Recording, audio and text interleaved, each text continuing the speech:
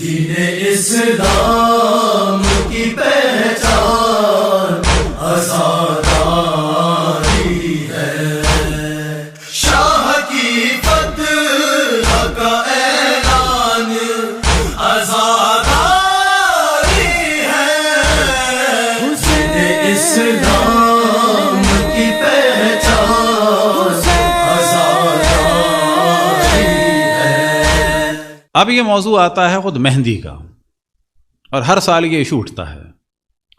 اب ایک تو ہمارے برادران نے، ان کی نیت بھی اچھی ہوگی، لیکن کیونکہ میڈیا میں ایک چیز چلتی ہے اور ہر سال چلتی ہے تو ہم کہہ رہے ہیں نہ ان کی توہین ہونی چاہیے، لیکن انہوں نے ایک جملہ کہہ دیا کہ ہر سال حضرت قاسم کا کریکٹر ایسیسینیشن ہوتا ہے۔ تو یہ کریکٹر ایسیسینیشن نہیں ہے، کوئی معاذ اللہ کوئی تہمت لگائی جاتی تو ہے، پہلی بات۔ اب یہاں پر سوال یہ پیدا ہوتا ہے کہ اس کو استدلال کرنے کے لیے کچھ لوگ کہتے ہیں جی ایران میں نہیں ہوتی مہندی، عراق میں نہیں ہوتی مہندی۔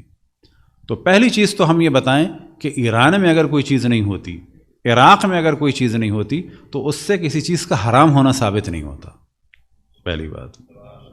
اور اگر ایران میں کوئی چیز ہوتی ہے اور اگر عراق میں کوئی چیز ہوتی ہے تو اس سے اس کا حلال ہونا بھی ثابت نہیں ہوتا۔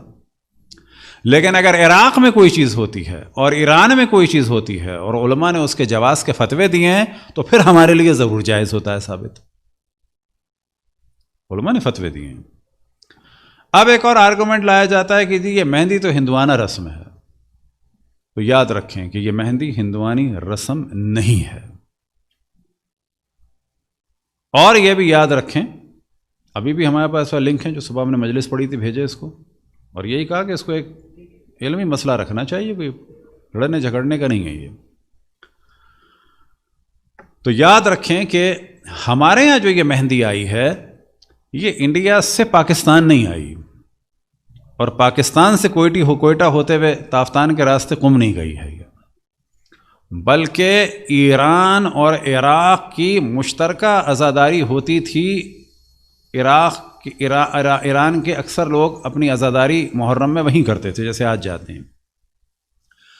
انڈیا پاکستان کے لوگ محرم میں ایران کم جاتے تھے، کربلا میں زیادہ جاتے تھے جیسے اب جاتے ہیں۔ اور جتنی ہماری چیزیں ہیں، یاد رکھیں جتنی چیزیں ہیں، کیونکہ میں بہت دقت کرتا ہوں ایران عراق کی عزاداری، حتیٰ گاؤں دیہاتوں میں کیا ہوتا ہے، ایک دم سے لنک ملتے ہیں، تعجب ہوتا ہے، اس کا مطلب ہے عجب یہ والی چیز ہمارے فلانے انڈیا کے گاؤں میں یہ وہاں سے آئی ہے۔ اب جب یہ انڈین پاکستانی جاتے تھے تو کربلا میں ان کو رسمیں نظر آتی تھیں، کس کی؟ خصوصاً ایرانیوں کی اور عراقیوں کی۔ یہی ایرانی عراقی رسمیں ہیں جو پوری انڈیا پاکستان پہنچی ہیں، اس کے علاوہ کچھ نہیں ہے۔ یہ جو مہندی ہے انڈیا سے پاکستان اور پاکستان سے مانی گئی، بلکہ یہ ایران عراق سے پاکستان میں آئی، یہ انڈیا کی چیز قطعاً نہیں ہے۔ اب اگر کوئی بعد میں کہے گا تو ہم لنک دے دیں گے، لیکن اگر آپ جا کے سرچ کرنا چاہیں آج ہی گوگل فارسی ڈھونڈیں، گوگل فارسی جب نکلیں گے تو لیفٹ پر جو ہے کی پیڈ آئے گا، اس کو کلک کریں اور وہاں پر لکھیں عقد قاسم، یا لکھیں عروسی قاسم، عین رے واو سین یہ، یا لکھیں ہنا، جس کو ہم ہنا کہتے ہیں، فارسی میں اسے ہنا کہتے ہیں، ہنا یعنی مہندی، یا آپ لکھیں ہنا ہے فارسی میں ہنا قاسم، تو آپ کو اتنی ویڈیو ملیں گی، اتنی فوٹوز ملیں گی ایران کی اور عراق کی، اتنی تفصیل ملے گی کہ آپ کو اس دن احساس ہوگا کہ انڈیا پاکستان میں حضرت قاسم کی جو مہندی ہے وہ 0.1% بھی نہیں ہے جتنی وہاں ہے۔ آپ کے یہاں 3 بچے تھال لے کے نکلتے ہیں، وہاں پر موم بتیوں کا اور بلب کا اور مٹھائیوں کا اور مہندیوں کا اور پھلوں کے ٹوکرے، تھال کے تھال، کشتی کی کشتیاں جو ہیں، کشتی سے مراد واقعاً کشتی نما بنی ہوئی چیزیں، وہ جلوس کے جلوس ہوتے ہیں، سبز کپڑے پہنے ہوئے لوگ، یعنی آپ کو خود احساس ہوگا کہ بھائی یہ تو ہمارے یہاں تو ہے ہی نہیں، یہ تو ہے ہی نہیں بالکل۔ تو بس پہلی بات یہ ہوئی کہ یہ جائز ہے، اب یہاں پہ سوال یہ پیدا ہوتا ہے جی آپ نے تو خود ہی کہا دونوں چیزیں ہیں، تو پھر مہندی کیسے صحیح ہو گئی؟ کہا جائے گا شادی ہوئی ہو یا نہیں ہوئی ہو، ضروری نہیں ہے کہ جس رسم کو انجام دیا جا رہا ہو وہ کام ہوا ہو۔ مثال کے طور پہ ہمارے اگر آپ کراچی میں اقلن کسی پھول والے کے یہاں جائیں اور بتائیں کوئی جوان مر گیا ہے پھول بنا دو، تو وہ سہرا بنا دیتا ہے۔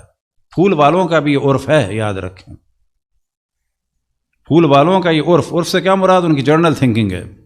وجہ کیا ہے کہ لڑکے کی شادی نہیں ہوئی تھی، ایک حزن و ملال کے لیے کہا جاتا ہے کہ یہ تو اس کی سیرے کی عمر تھی، یہ اس کی قبر پہ پھولوں کی چادر کی عمر نہیں تھی، ہے ایک ہی چیز، ایک ہی دھاگا ہے، ایک ہی پھول ہے، لیکن شکل الگ بنا دی جاتی ہے کہ جوان کا ایک حزن و ملال ظاہر ہو۔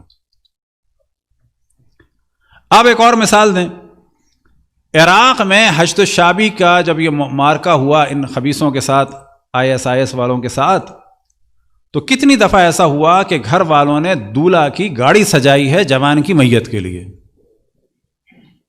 دولہا کی گاڑی سجائی ہے، اور اس کے بعد جو ہے پھولوں سے اس کو سجایا ہے کہ یہ اس کی اب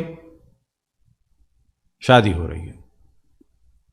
عراق ہی میں بعض فوٹوز مل جائیں گی، وہ بھی لنک ہے ہمارے پاس، کسی کو چاہیے وہ دے دیں گے، بعد میں آپ ڈسٹریبیوٹ کر لیں اس کو، کہ ایک ماں نے اپنے بیٹے کی میت پہ پوری مہندی کا سامان سجایا ہے، اور وہ اس طرح کر کے ٹافیاں پھینک رہی ہے کہ جو وہاں پر شادیوں میں پھینکنے کا رواج ہوتا ہے۔ اب ایک اور مثال بالکل تازہ، ابھی یہ جو گیس کا بلاسٹ ہوا ہے بیروت میں، اس میں ایک لڑکی بھی مری کیونکہ اس کی شادی ہونے والی تھی۔ پورے سوشل میڈیا پہ اس کے شوہر کی ویڈیوز ہیں کہ اس نے اس کے تابوت کو دلہن کی طرح سجایا ہے اور خود پورا دولہا بن کے آیا ہے، کیونکہ اس کو اتنی محبت تھی اس لڑکی سے کہ اس کو قبر تک دولہا بن کے گیا ہے۔ اب اگر وہ شیعہ تھا یا سنی تھا یا عیسائی تھا، یہی ہو سکتا ہے، دروز بھی ہو سکتا ہے۔ تو یہاں پر ضرورت نہیں ہے کہ آیت قرآنی ہو یا روایت ہو، ایک اظہار محبت کے لیے اس نے، ایک حزن و ملال کے لیے یہ سب کچھ کیا ہے۔ تو ایک مرحلہ ہے کہ واقعہ ہوا یا نہیں ہوا، دوسرا مرحلہ ہے کہ حسرت کے طور پہ کچھ چیزوں کو انجام دیا جاتا ہے مظلومیت کو اجاگر کرنے کے لیے، اور اس چیز کو انجام دیا جاتا ہے کہ بتایا جائے کہ جھولا، ایک بچہ بھی مارا گیا، جوان بھی مارے گئے۔ اب اگر کوئی یہ کہتا ہے کہ جی حضرت قاسم کی تو شادی نہیں ہوئی، وہ شادی کی عمر کے نہیں تھے، اصل میں تو حضرت علی اکبر کی عمر تھی، تو آپ ان کی نکال لیں، منع اسے بھی کوئی نہیں کر سکتا۔ یعنی اگر کل کوئی یہ چاہتا ہے کہ یہ والی رسم حضرت علی اکبر کے لیے اور یا محمد کے لیے کر لیں تو آپ کر لیں، منع تو اس میں بھی نہیں کیا۔ زیادہ سے زیادہ پہلی دفعہ ایک جھٹکا سا لگے گا، لیکن آخر میں کہا جائے گا بھی کرنا چاہیں تو جس دلیل پہ یہ کر رہے ہیں اس دلیل پہ آپ وہ بھی کر سکتے ہیں، وہاں کر سکتے ہیں تو یہاں بھی کر سکتے ہیں، یہاں نہیں کر سکتے تو وہاں بھی نہیں کر سکتے۔ اب یہ دیکھنا ہے کہ یہ پرابلم جو ہوتا یہ ہے کہ اس کو ہم بعض دفعہ بالکل اصول دین سمجھ لیتے ہیں، نہ ہی وہ اصول دین ہے یا نہ مسلمات میں سے، ایک کلچرل چیز ہے۔ عزاداری کے بارے میں یاد رکھیں کہ انقلاب جب آیا، انقلاب آتے ہی پہلے سال خود ہمارے اساتذہ نے بتایا کہ جو ذرا ماڈرن قسم کے لوگ تھے، ظاہر ہے علماء بھی ہوتا ہے جذبہ، عزاداری یوں ہونی چاہیے، عزاداری یوں ہونی چاہیے، عزاداری یوں ہونی چاہیے، اور ہمارے کئی اساتذہ کے بقول کہ ہم لوگ پریشان تھے کہ اب یہ کیا ہوگا، یہ عجیب عجیب باتیں ہو رہی ہیں۔ اسی چاند رات کو جو محرم کی تھی، امام خمینی رضوان اللہ تعالیٰ علیہ ٹی وی پہ آئے، ظاہر پتہ تو ان کو بھی تھا، انہوں نے ان ساری باتوں پہ 1 منٹ میں پانی پھیر دیا۔ انہوں نے کہا کہ ہم اب، اس میں یہ باتیں ہو رہی تھیں، اب عزاداری کو بدلنا چاہیے، اب انقلاب آ گیا ہے، اب عزاداری یوں ہوں، اب عزاداری یوں ہوں، اب یہ نہیں ہونا چاہیے، اب یہ ہونا چاہیے۔ پہلی جو ان کی گفتگو ہے پہلے سال کی، اس میں ان کے کئی اقوال ہیں جو واقعاً اقوال زرین ہیں۔ انہوں نے فرمایا کہ اس عاشورہ کی حفاظت کرو، یہ محفوظ ہے تو ہمارا اسلام محفوظ ہے، انقلاب محفوظ ہے۔ یہ ہے محرم و سفر جس کی وجہ سے انقلاب آیا ہے۔ یہ ایک ہی تقریب میں ساری چیزیں ان کی۔ پھر اس کے بعد آ گئے رسم و رسوم پہ، کیا فرمایا انہوں نے؟ اس سال بھی، یعنی واضح کہہ رہے ہیں اے ماڈرنو، اس سال بھی مثل سالهای گزشتہ وہی سنتی عزاداری ہوگی. سنتی سے کیا مراد؟ وہی کلچرل عزاداری. میں یاد رکھیں ہر علاقے کے حساب سے کچھ کلچرل چیزیں ہیں اور انہیں ہمیں ایکسپٹ کرنا ہوگا. کلچرل چیزیں کیا ہیں؟ مثال کے طور پر ایران میں، عراق میں، بعض علاقوں میں یاد رکھیں، ایک تو پرابلم ہمارے طالب علموں کا ہے، علماء کا، دشمن نہیں ہے، ایک پرابلم ہے. پرابلم کیا ہے؟ رمضان آنے سے پہلے ہم سب آ جاتے تھے پاکستانی انڈیا، عید کے بعد ہم آتے تھے دوبارہ کہاں؟ ایران. محرم میں بھی عموماً یہ ہوتا تھا، یا مدرسوں میں ہیں یا صرف قم میں ہیں، ورنہ زیادہ تر جو ہیں محرم سے 4-5 دن پہلے نکل کے آ گئے پاکستان، ایام اضحیٰ کے بعد آ گئے کہاں؟ ایران. زیادہ سے زیادہ اگر رکے تو قم کو دیکھا، شہروں کا پتہ ہی نہیں ہے کہ وہاں ہوتا کیا ہے. مثال کے طور پر اردبیل میں اور تبریز میں ایک رسم ہوتی ہے، اسے کہتے ہیں تشت گردانی. تشت کون سا؟ تشلا. تشلا کس لیے؟ آپ سوچیں گے سبیل تو سنیے، تشلا کیا ہوگا جی؟ یہ تشلا ہوتا ہے حضرت حر کی یاد میں، جو امام حسین نے پانی پلایا تھا، وہی تش لگاتے ہیں.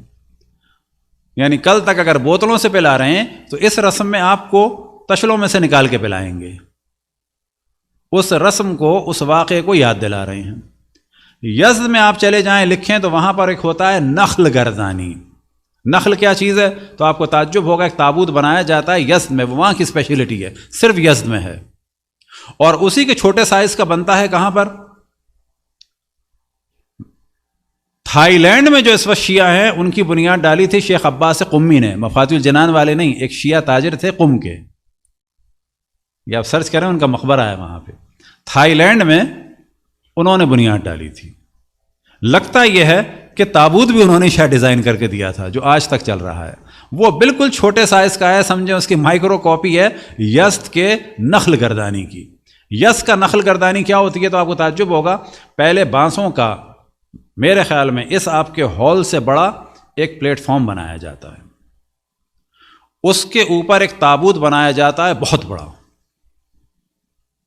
اور اس تابوت کے آگے اس پلیٹ فارم کے اوپر ایک مرثیہ و نوحہ پڑھنے والے باقاعدہ کھڑے ہوتے ہیں، اور اس پلیٹ فارم کو اٹھانے والے کم سے کم کئی سو افراد تو بالکل اس کے ساتھ ہوتے ہیں، ورنہ ہزاروں کا مجمع ہوتا ہے، اور اسے کہتے ہیں یزد کی نخل گردانی.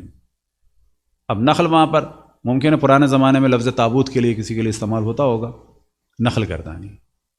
تو ہزاروں قسم کی رسمیں ہیں ایران میں، عراق میں.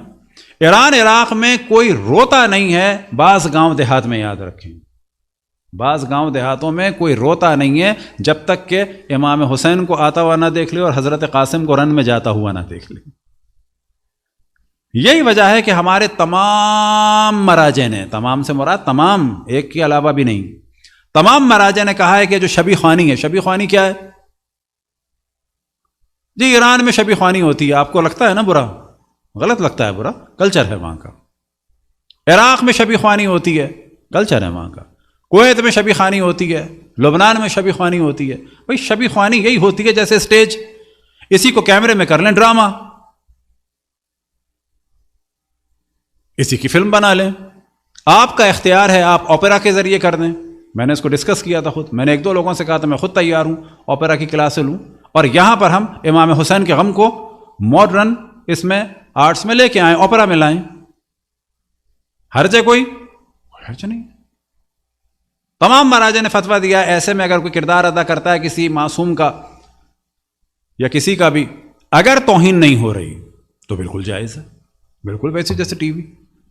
یہاں آپ کو پتہ چلے گا ہمارے مراجع اس زمانے میں ان چیزوں کو دیکھ رہے تھے. اس اوپرا بعد میں آیا ہوگا، خیر وہ تو شیکسپیئر کے زمانے کا، اسٹیج بعد میں آئی ہوگی ہمارے کم سے کم ممالک میں، ڈرامے بعد میں آئے، فلمیں بعد میں آئی ہیں. کربلا کو تمثیل کے اور ایکٹنگ کے ذریعے سے، پرفارمنگ آرٹ کے ذریعے سے ہمارے علماء نے 300 سال پہلے فتوے دیے ہیں.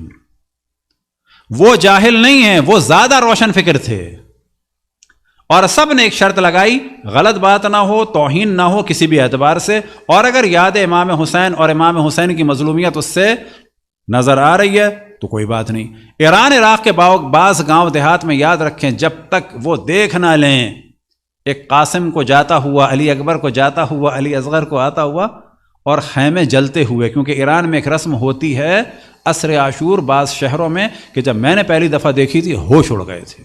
اس دن احساس ہوا تھا کہ خیمے جلنا ہوتا کیا ہے، پورے خیمے سیٹ کیے جاتے ہیں اور عصر عاشور ان خیموں کو آگ لگائی جاتی ہے۔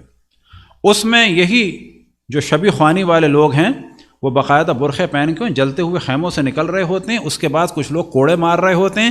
خود میں نے اپنی آنکھوں سے دیکھا ان کوڑے مارنے والوں کو ان گھوڑوں پہ سوار لوگوں کے سامنے سینکڑوں کی تعداد میں خواتین اپنے بچوں کو تیار کر کے لاتی ہیں، مخصوصاً کپڑے میں لپیٹ کے ٹائٹ لاتی ہیں، ایسے نہیں عام ڈھیلا نہیں لاتی، ٹائٹ لاتی ہیں، اور ہر گھوڑے والے سے کہتی ہیں اس کو ایک دفعہ ذرا ایسے اٹھا لینا، اور وہ گھوڑے والے آتے ہیں ایسے اٹھاتے ہیں۔ کس کی یاد میں؟ کہ اس طرح سے بچوں کو بھی پھینکا گیا تھا۔ یہ ایران میں ہوتا ہے، اور یقین جانے میرے ہوش اڑ گئے تھے۔ اس دن میں نے دیکھا کہ اس طرح سے بیویاں نکل رہی تھیں، بھاگ رہی تھیں، تازیانے پڑھ رہے تھے، خیمے جل رہے تھے۔ یہ جو ہم سنتے ہیں امام زین العابدین جلتے خیموں سے نکلے، یعنی کیا؟ اس زمانے میں سیریز نہیں بنی تھی، 25 سال پہلے کی بات کر رہا ہوں۔ ابھی آپ کیا نہیں ہوتا انڈیا میں، پاکستان میں بھی نہیں ہوتا۔ آپ دیکھیں گے تو آپ کو لگے گا یار یہ کیا ہو رہا ہے، یہ کیا ہو رہا ہے، بھئی وہی ہو رہا ہے جو آپ کر رہے ہیں، آپ جھولا نکال رہے ہیں وہ کر رہے ہیں۔ یہ ساری چیزیں، اس کو کہا جاتا ہے ہمارے مراجع کی زبان میں، جیسا کہ امام خمینی رضوان اللہ تعالیٰ نے کیا فرمایا، عزاداری سنتی، جس علاقے کی عزاداری ہے اس کو ڈسٹرب نہیں کرو، تمہیں نہیں کرنا نہ کرو، چھیڑو نہیں۔ بعض جگہ امام حسین پہ گریے کا دار و مدار اس کلچر کی چیزوں پہ ہے۔ آپ کے یہاں چارپائیاں نہیں ہیں، اندرون سندھ موت میں ایک دن، اور امام حسین کے لیے پنجاب میں اندرون سندھ میں سرائے کی بیڑ میں چارپائیاں الٹ دیتے ہیں، سردی میں زمین پہ سوتے ہیں امام حسین کے غم میں۔ آپ کو نہیں سونا، آپ نہ سوئیں، لیکن اگر کوئی سو رہا ہے اس کو جا کے چھیڑے نہیں۔ انڈیا میں لوگ کڑھائی نہیں چڑھاتے، آپ کہیں جی ہمارے تو کڑھائی نہیں، امریکہ میں فرائنگ پین ہے، آیا حرام ہے؟ نہیں، حرام نہیں ہے۔ روایتوں میں بھی خود ہے کہ حسن و ملال کی کیفیت ہو۔ کربلا کے آداب میں سے ایک ادب یہ ہے کہ حلویات و مشفیات نہ کھاؤ، ترک کرو۔ حلویات کیا ہوتے ہیں؟ مٹھائیاں۔ مشفیات کیا ہوتے ہیں؟ تلی ہوئی چیزیں۔ کربلا کے آداب میں علماء نے لکھا ہے۔ اور زیادہ دیر قیام نہ کرو ظاہروں کے لیے، اتنا کرو کہ حزن و ملال باقی رہے۔ جاؤ وہاں پر حلویات مشفیات تفریح والے کھانے نہ کھاؤ۔ اب یہ جو ہمارے انڈیا میں بعض لوگ نہیں کھاتے تھے، ان کی یہ نیت تھی آپ نے کھانا ہے کھا لیجئے۔ ہمارے یہاں کچھ لکھنؤ کے دوست تھے انڈیا کے، خود میرے گھر میں یہ واقعہ ہوا کہ ہماری توجہ نہیں تھی، ہم نہیں کرتے تھے ایسا۔ مچھلی بنی ہوئی تھی، ہمارے انڈیا کے دوست آئے، کھانا رکھا، اب وہ بیچارے روٹی سے سلاد کھا رہے ہیں۔ میں نے کیا ہوا؟ اب وہ بیچارے کہیں بھی کچھ نہیں، میں دوست نے کہا یہ نہیں کھائیں گے مچھلی۔ ارے میں نے کہا، اب لوگ کہہ رہے ہیں کھا لیجئے کھا لیجئے، کون سا کہ روایتوں میں حرام ہے؟ میں نے کہا نا نا نا، ایک آدمی ایک لذت کو امام حسین کے لیے چھوڑ رہا ہے، اپریشیٹ کرو۔ فوراً ہم نے آملیٹ بنایا، ہم نے نہیں کہا چھوڑو۔ آپ میں سے ایک آدمی کہتا ہے میں بال نہیں بناؤں گا امام حسین کے لیے، آپ بنا رہے ہیں آپ بنائیے، ایک نہیں بنا رہا نہ بنائے۔ ایک آدمی کہتا ہے میں پورے ایام اعظم میں ٹھنڈا پانی نہیں پیوں گا، وہ نہیں پیتا، بہت اچھی بات ہے، اس کو امام حسین سے رغبت ہو رہی ہے اس پانی نہ پینے کی وجہ سے، اس کو پانی کی تڑپ ہوتی ہے، وہ کہتا ہے میں نہیں پی رہا ہوں۔ کتنے لوگ ایسے ہیں میں جانتا ہوں کہ جو ٹھنڈا پانی پیے بغیر ان کو چین نہیں آتا، اور محرم میں وہ پانی ٹھنڈا چھوڑ دیتے ہیں۔ آپ نے پینا ہے آپ پیجیے، آپ کولڈ ڈرنک بھی پیجیے، نہ وہ والی شدت کہ تم کیوں کر رہے ہو، نہ یہ والی شدت کہ کیوں نہیں کر رہے ہو۔ اسے کہا جاتا ہے عزاداری سنتی۔ اب آپ کے سامنے ایک واقعہ سنا کے مصائب کی جانب آتا ہوں۔ حضرت آیت اللہ مفتی شیعہ کہ ہم نے عرض کیا کہ سب سے پہلے ان کی زیارت ہوئی، امامے بھی انہوں نے پہنایا تھا۔ اب ہم ان کے آرام سے جاتے تھے، ایک دن ان کے یہاں گیا تو ایک عالم بیٹھے ہوئے تھے، اور یہ میرے ساتھ اس کمرے میں تھے، تو انہوں نے اشارہ کر کے کہا کہ یہ جو شیخ بیٹھے ہیں نا وہ انہی کے دوست تھے، انہی کی ایج کے۔ کہنے لگے ان کا میں لطیفہ سناتا ہوں ایک۔ کہنے لگے یہ جو بیٹھے ہیں، میں نے ایسے دیکھا، کہنے لگے یہ آئے ہیں باکو سے، یعنی آذربائیجان سے، یہ وہاں کے ہیں۔ کہنے لگے یہ ایک دن آئے یہاں پر، ان کو میں لے گیا مدرسے حجتیہ. کہاں لے گیا؟ اب وہ انڈین پاکستانی نہیں کہتے، وہ ہم کو جرنل کہہ دیتے ہیں. اب کچھ لوگ کہتے ہیں انڈین پاکستانی. کہنے لگے ہندیوں نے ہمیں بلایا تھا. ہندی سے کیا مراد؟ ہم اور وہ مل کے.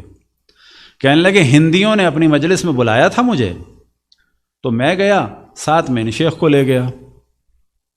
جب شیخ کو لے گیا تو یہ ایسے ناراض ہوئے ہندیوں پہ، میں نے ان کو کنٹرول کیا، چھوڑ دو چھوڑ دو، چلو چلو چلو چلو بتاتا ہوں تمہیں. آپ جانتے ہیں کس بات پہ ناراض ہوئے؟ کیونکہ مجلس کے بعد وہاں بسکٹ بٹے تھے. ایران میں بسکٹ شیرینی مانی جاتی ہے اور محرم میں وہ نہیں بانٹتے. ایران میں یا چائے بانٹتے ہیں یا کھانا بانٹتے ہیں یا کھجور بانٹتے ہیں، بسکٹ بانٹنا برا سمجھتے ہیں. انڈیا میں آپ کے یہاں باقاعدہ پیڑے بنتے ہیں. آپ دشمن ہیں اہل بیت کے؟ دشمن ہیں؟ امام حسین کے قتل میں کھاڑ نہیں بٹھائی خوشی میں؟ نہ، کلچر ہے. انہوں نے کہا میں نے اتنی مشکل سے کیا. کہنے لگے ان کو سمجھاؤں گا، ان کو تمیز نہیں ہے، انہیں غم منانے کا طریقہ نہیں ہے، شیرینی بانٹ رہے ہیں. کہنے لگے میں نے بہت سمجھایا، اس کو لایا. میں نے کہا بھائی ان کا کلچر ہے، خوشی میں نہیں بانٹ رہے، ان کیا اس کو نہیں سمجھتے وہ خوشی والی شیرینی. یہ بالکل وہ والا بڑا لطیف فرق ہے کہ آپ محرم میں میٹھا کھاتے ہیں کہ نہیں کھاتے؟ کھاتے ہیں. سیوئیاں بناتے ہیں. کیا فرق ہے سیوئیوں میں میٹھے میں؟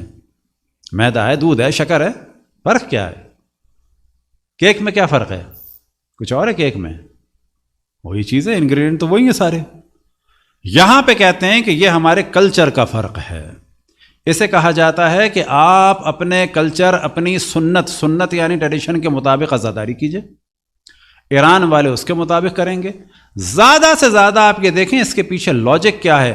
اب اگر یہ لاجک ہے غم امام حسین کو اجاگر کرنے کی، تو آپ یاد رکھیں اکثر جو فتوے آتے ہیں ان چیزوں کے بارے میں، مراجع صرف ایک سوال کرتے ہیں، آپ کے کلچر میں اس چیز کی وجہ سے کربلا کے امام حسین کے کسی مصیبت کو عیاں کرنے والی چیز ہے؟ یہ آپ کے حزن و ملال میں اضافہ کرنے والی چیز ہے؟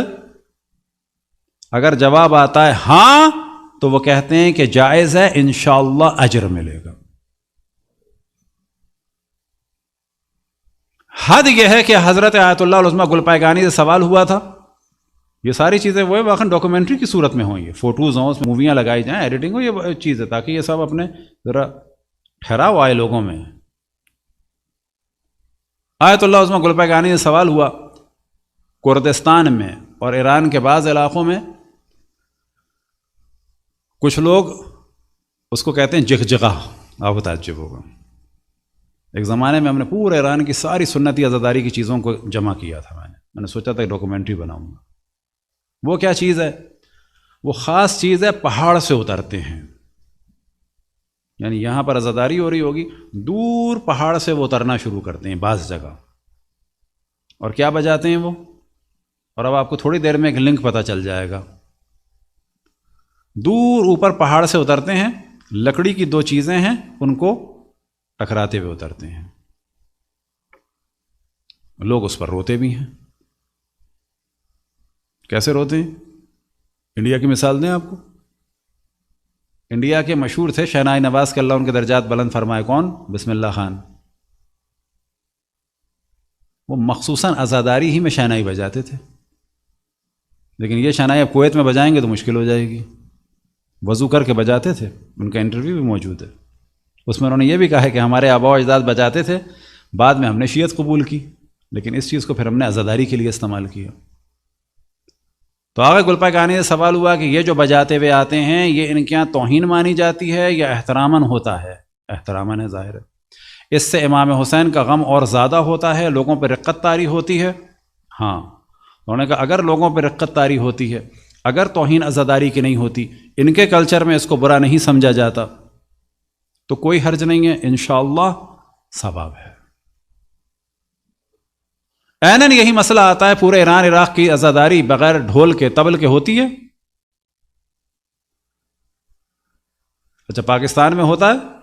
نہیں ہوتا. کھارا در میں ضرور ہوتا ہے، ایک نکلتا ہے. وہ کسی بزرگ نے نکالا ہوگا کھارا در میں. کھارا در میں 9 کو نکلتے ہیں طبل اور سنج. صرف ایک دفعہ، باقی جلوس میں نہیں نکلتے۔ اس کا کیا وہ ہے؟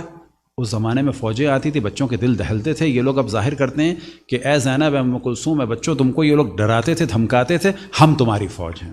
لہٰذا جتنی ایران عراق کی انجمنیں، یاد رکھیں وہ انجمن نکل ہی نہیں سکتی بغیر طبل کے، کوئی انجمن نہیں ہوتی۔